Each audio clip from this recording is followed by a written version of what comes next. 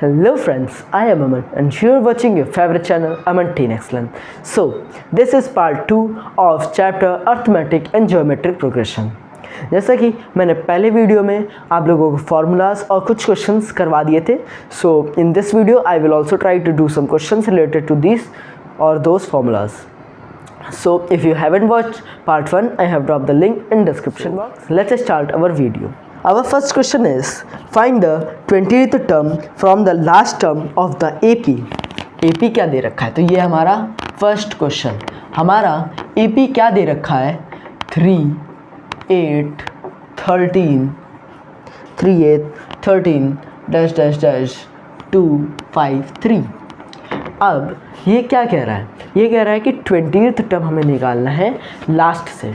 तो अगर हम लास्ट से ले रहे हैं तो क्या हम इसको पहला टर्म नहीं मान सकते? क्या हम एक AP को उल्टा नहीं चला सकते? चला सकते हैं. तो इसमें A हम ले लेंगे. A था इसमें हमारा 3, पर हम इसमें यूज़ करेंगे A डैश 253. अब जैसे कि हमारा D आएगा इसमें 5, पर अगर हम उल्टा चलेंगे तो हमारा D डैश आएगा -5. आएगा कि नहीं आएगा? आएगा. हमें फाइंड क्या करना है? A डैश का 20 टर्म, ये हमें फाइंड करना है. हमें फाइंड करना है A20. तो हमें एक फॉर्मूला पढ़ा था AN = A + n-1 into D. AN कितना है? A20. A कितना है? 253. यहाँ पे A डैश लिख लेंगे. n-1. तो पहले इसको सॉल्व करने से पहले हमें यह पता होना चाहिए. हमें पता है तो ये हो जाएगा 19 इंटू D. D कितना है? -5. D नहीं, D डैश, क्योंकि हम उल्टा चल रहे हैं. सो कितना हो जाएगा? 253. इसको मल्टीप्लाई करेंगे. 9 5 सा 45. 4 कैरी 5 1 जा 5 9 -95. तो 253 माइनस 95. इसको माइनस कर लेंगे. 13 5 8 हो जाएगा एंड 24 9 15 हो जाएगा. दैट मीन्स हमारा आंसर आ जाएगा 158, जो कि सही है, जो कि बिल्कुल सही है. अब हमारा दूसरा क्वेश्चन है find the sum of 2 middle most terms of the AP.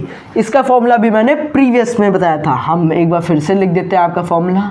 M = n/2 अगर इवन है, n/2th टर्म, एंड दूसरा होता है n/2th + 1 टर्म. अगर जो n है वो इवन है, ऑड है तो उसके लिए दूसरा होता था.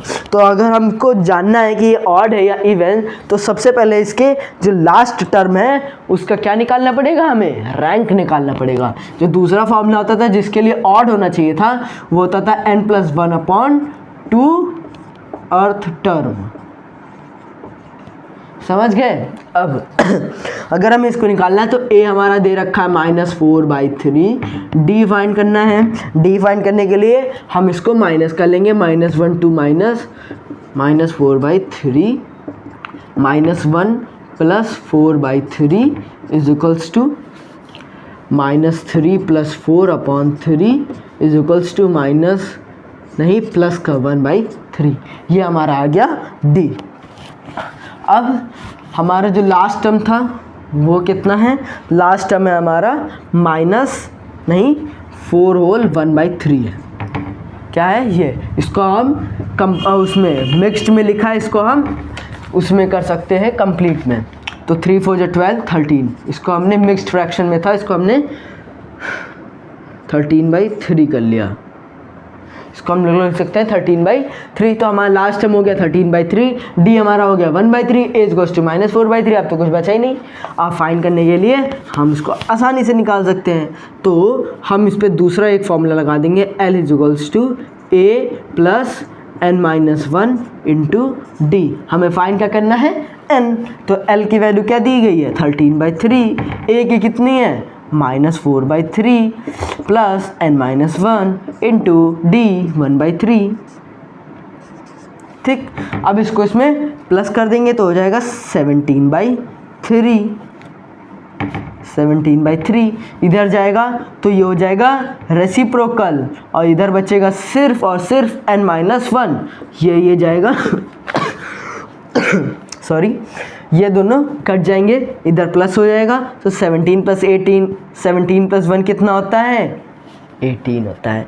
तो हमारा ये जो लास्ट टर्म था ये आ गया 18। अब ये जो n है वो इवन है, तो हम इसको किस फॉर्मूले में रखेंगे, इस फॉर्मूले में रखेंगे कि इस फॉर्मूले में।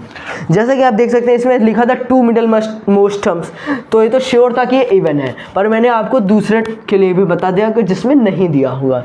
अब हम इसको इस फॉर्मूले में रख देंगे, तो रख देते हैं, m आ जाएगा तो हो जाएगा 18/2 अर्थ टर्म, पहला दूसरा हो जाएगा कॉमा लगा देंगे, दूसरा हो जाएगा 18 प्लस इधर ये कट जाएगा तो 9 हो जाएगा, और इधर 18/2 + 1 ये भी अर्थ टर्म है, ठीक है। तो ये हो जाएगा 9th term and 10th term. तो अब हमें क्या निकालना है 9th और 10th। ये तो बहुत आसान है, हमने क्या फॉर्मूला पढ़ा था, an = a + n-1 × d, ठीक। तो जैसा कि हम लोगों को पता चल चुका है ये 9th और 10th टर्म है, ये हमें फॉर्मूला पता है, तो इसको डायरेक्टली लिख सकते हैं। जैसे कि हमें इसमें क्या चाहिए, सम चाहिए, तो a9 + a10 = हो जाएगा सम। तो आप इसको क्या लिख सकते हैं a + 8d, और इसको क्या लिख सकते हैं a + 9d = सम = s मान लेते हैं, सम को s मान लेते हैं, ठीक। अब 2a हो जाएगा, 2a + 17d = s। अब हमारा a क्या था -4/3, इसमें डायरेक्टली आप वैल्यू पुट करें और आंसर निकल जाएगा। 2 × -4/3 + 17 × 1/3 = s। वेरी इजी ना। अब इसको मल्टीप्लाई कर लें, -8/3 + 17/3 = s। इन दोनों को प्लस करेंगे, आ जाएगा 9/3 = s, तो हो जाएगा हमारा 3। तो सम कितना आ गया हमारा 3 आ गया। अब हम लोग मूव ऑन करेंगे तीसरे क्वेश्चन पे। ये क्वेश्चन बहुत अच्छा है। क्या है, which term of the AP 53, 48, 43 is the first negative term. तो जैसा कि क्वेश्चन पढ़ के पहली बात क्या करना है, डरना नहीं है। क्या करना है, डरना नहीं है। क्या है 53, 48 and 43 then dash dash dash.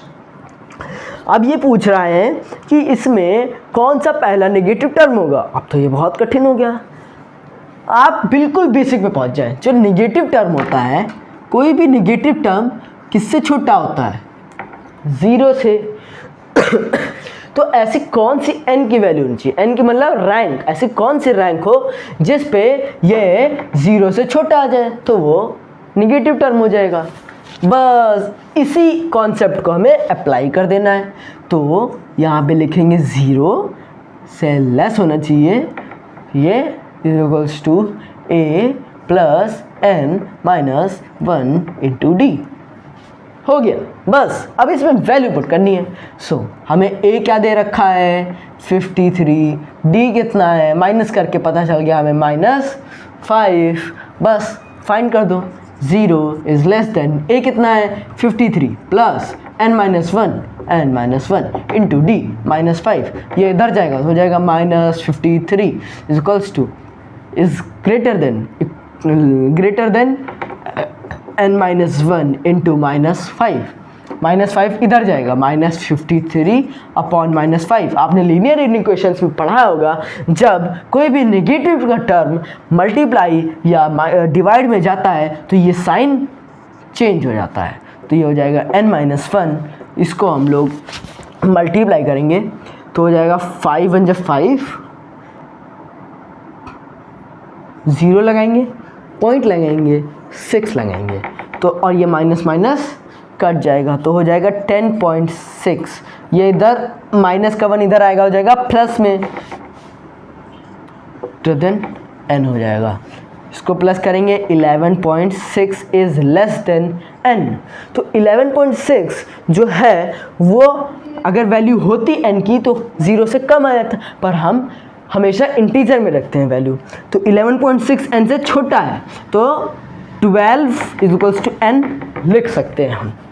13, 14, 15, 16 तो कितना भी लिख सकते हैं, पर हमें फर्स्ट टर्म चाहिए तो नियरेस्ट इसके कर देते हैं।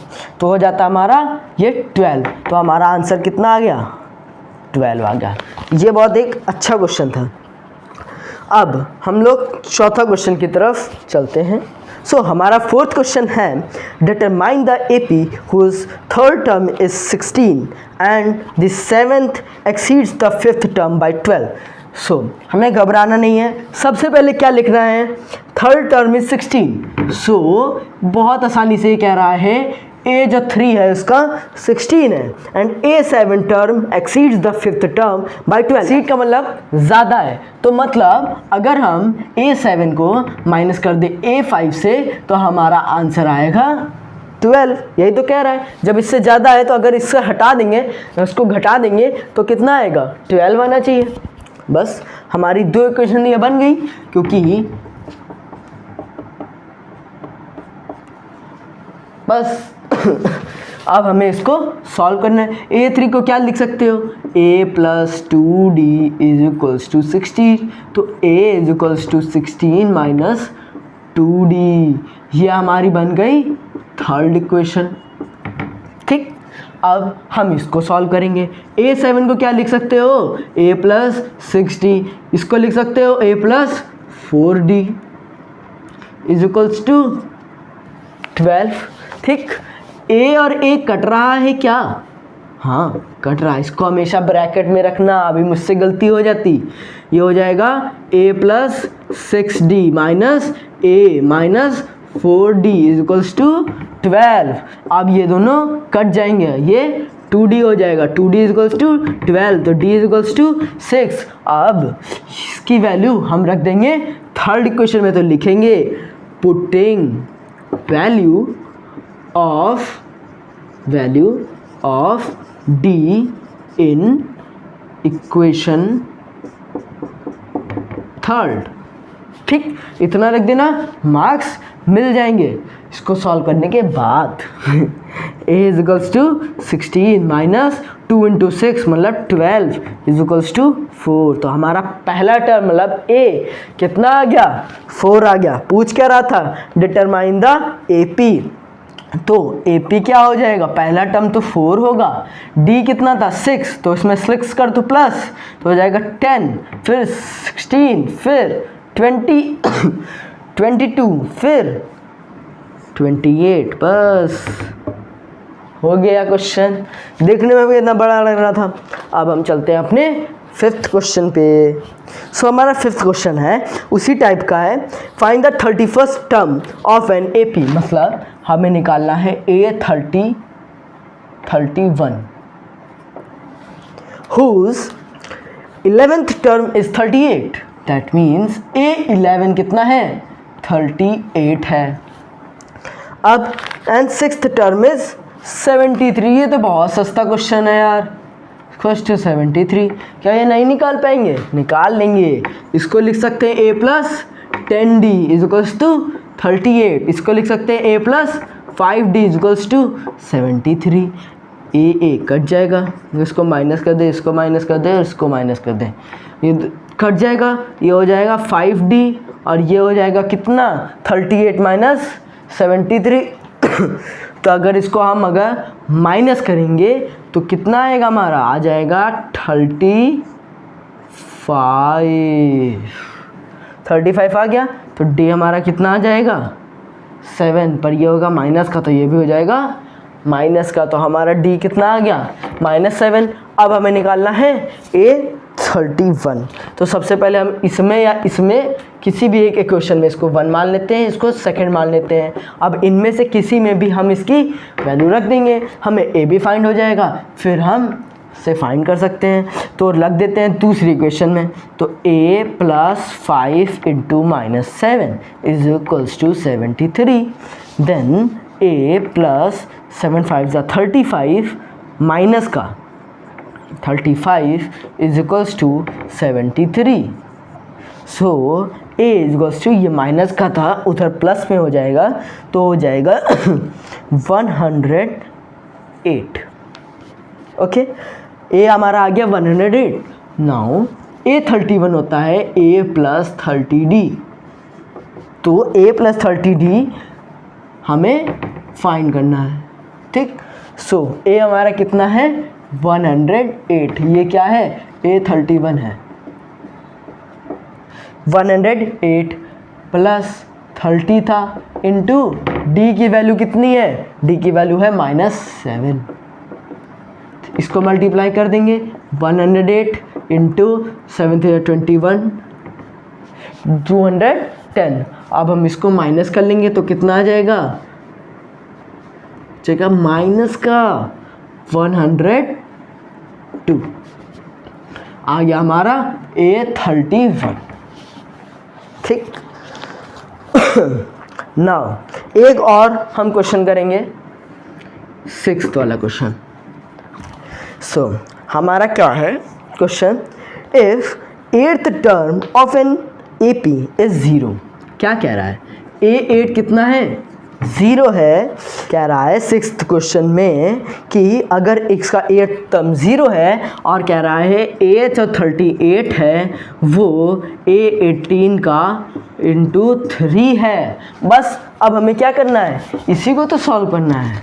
इसको सॉल्व करने के लिए पहले इसको हम सॉल्व करेंगे। A8 को क्या लिख सकते हैं, a plus 7d is equals to 0, तो इसको क्या लिख सकते हैं a is equals to -7d। यह हमारा इक्वेशन नंबर 1 है। ठीक, इसको बस देखते रहो। अब इसको लिख सकते हो a प्लस 37d, इसको लिख सकते हो a प्लस 17d इंटू 3। अब इसकी वैल्यू इसमें रख दो, इसकी वैल्यू इसमें रख दो, दोनों में रख दो, आंसर आ जाएगा।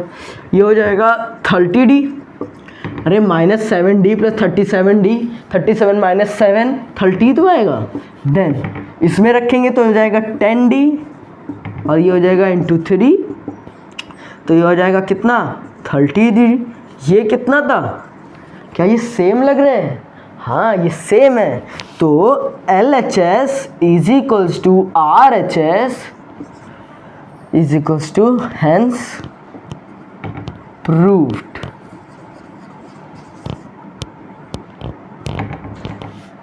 हो गया हमारा 6th क्वेश्चन भी। देखने में तो बहुत टफ लग रहा था पर बहुत आसानी से हो गया। अगर ऐसे ही आपको सारे सॉल्व करने हैं क्वेश्चन तो मेरे वीडियो में हमेशा बने रहें।